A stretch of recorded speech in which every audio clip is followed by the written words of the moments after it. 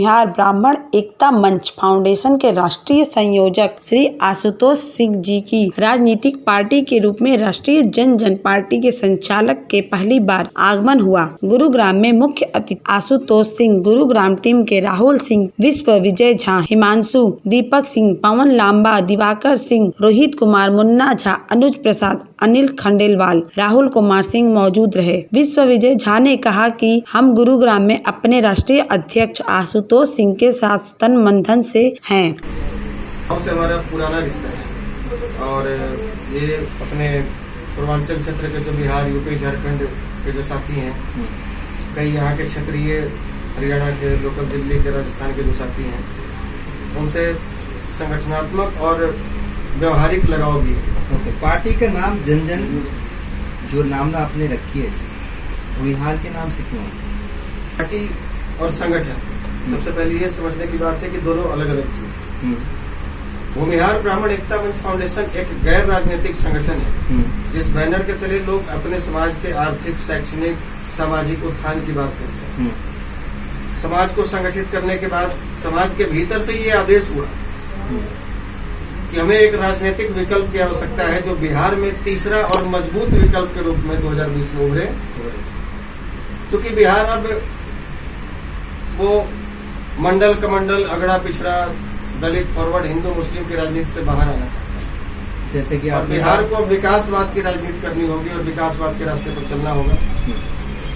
इससे अभी क्या सोचे बिहार में? यदि आपके सामने वहाँ की स्थिति पर प्रकाश डालना शुरू कर दें तो शायद 24 घंटे तक ऐसे ही बोलकर हम अपनी स्थिति को स्पष्ट कर सकते हैं। इस लॉकडाउन के दरमियान में, कोरोना काल में जो लॉकडाउन हुआ, केवल बिहारियों ने नहीं, पूरे विश्व ने देखा कि बिहार की स्थिति क्या है। बिहार के मुख्यमंत्री जी बिहार में आए दिन कभी बाल विवाह के विरुद्ध में, कभी नशा मुक्ति को लेकर, कभी जल जीवन हरियाली को लेकर मानव श्रृंखला लगाते रहते हैं। और प्रकृति ने ऐसा तमाचा मारा कि हरियाणा से लेकर, गुड़गांव से लेकर पटना तक, दिल्ली से लेकर गया तक, तमिलनाडु से लेकर भागलपुर तक ये मानव श्रृंखला लग गया। हजारों किलोमीटर पैदल चलकर लोग अपने घर पहुंचे और जैसे ही बिहार बॉर्डर पर पहुंचे, वहाँ बोर्ड लगा हुआ था कि बिहारियों को इसमें बिहार में अलाउ नहीं। अच्छा, आपने कहा कि एक नीतीश कुमार के गाल पे चमाता प्रकृति ने दी। विश्व को प्रकृति और हमसे अलग नहीं है, ना तो नीतीश कुमार अलग है। ये कि जो कोरोना काल में आपने जो लंबी श्रृंखला रोडों पर देखी, सड़कों पर जी, जो लाखों की भीड़ देखी, आप गुड़गांव से, दिल्ली से, हरियाणा से, फरीदाबाद से, गुजरात से, सूरत से, तमिलनाडु से, आंध्र प्रदेश से जो लोग पैदल वापस सड़कों से हजारों किलोमीटर दूरी तय करके बिहार पहुंचे, न रेलवे ट्रांसपोर्टेशन था, न रोड ट्रांसपोर्टेशन, न एयर ट्रांसपोर्टेशन, पैदल जाना पड़ा। कोई ठेला से जा रहा है, कोई साइकिल से जा रहा है, कोई रिक्शा से जा रहा है। हमने ये कहा कि यदि ये लोग, ये कौन थे, ये बिहार के लोग कौन थे सर? और कोई शौक से घूमने नहीं आए थे, ये रोजगार करने आए थे। यदि आप पिछले 15 वर्षों से आप बिहार के मुखिया हैं, यदि 15 वर्षों में आपने प्रयास किया होता तो बिहार में इन्हें रोजगार आपने उपलब्ध करवाया होता और आज इन्हें दर दर की ठोकरें अन्य राज्यों में जाकर नहीं खानी पड़ती। तो आपने बिहार को सम्मानजनक शब्द नहीं दिया है, बिहार को अपमानजनक शब्द बनाया है। श्री आशुतोष सिंह ने प्रेस वार्ता में सबका धन्यवाद करते हुए कहा कि सबको प्रणाम एवं धन्यवाद देना चाहेंगे। बहुत लोग सोचते होंगे कि पार्टी ही संगठन बन गया, लेकिन ऐसा कुछ नहीं है। वह सामाजिक संगठन है और जो पार्टी का वजूद है, तुम्हारे कोर वाटर लालू और मायावती के समाज वाले नहीं होंगे। आशुतोष सिंह ने कहा कि विचारों का कोई अंत नहीं होता। जब कोई बुजुर्ग लाठी लेकर गुजरात से चलकर सत्याग्रह करने के लिए चंपारण पहुंच सकता है तो हम क्यों नहीं? अभी तो हम युवा हैं, हम तो केवल बिहार से गुड़गांव ही पहुंचे हैं। अभी तो बहुत आगे तक जाना है और लंबा संघर्ष करने के लिए तैयार हैं। आज तक 1700 से 1800 कार्यक्रम कर चुके हैं। आशुतोष सिंह ने बोला, कोई भी पार्टी छोटे से बड़ी होती है। एक बड़ी पार्टी के लोग हंसते थे जब श्री अटल बिहारी वाजपेयी ने कहा था कि एक दिन ऐसा दौर आएगा कि भारत को कांग्रेस मुक्त बना दिया जाएगा। हमें एक राजनीतिक पार्टी की विकल्प की जरूरत है।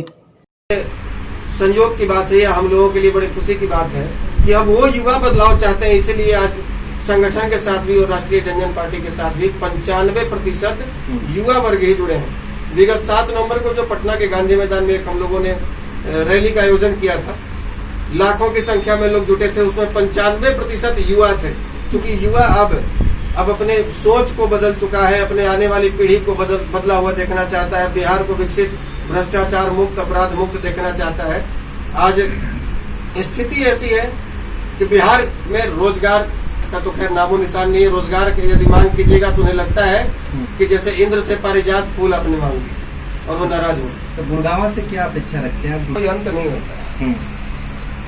जब गुजरात से चलकर एक बुजुर्ग लाठी लेकर और वो सत्याग्रह करने के लिए चंपारण की भूमि बिहार पहुंच सकते हैं जी, तो अभी तो हम बिहार से गुड़गांव ही पहुंचे हैं, अभी तो बहुत राज्य जाने पाते। जैसे कि ये अनुमान लगाया जाए कि आपकी सोच जो है अभी आगे तक जाएगी कि ये बुलंद रहेगा कि राजस्थान भी जाएंगे, सर हम युवा है, भी जाएंगे, युवा है और लंबा संघर्ष करने के लिए मानसिक और शारीरिक रूप से तैयार बैठे हैं।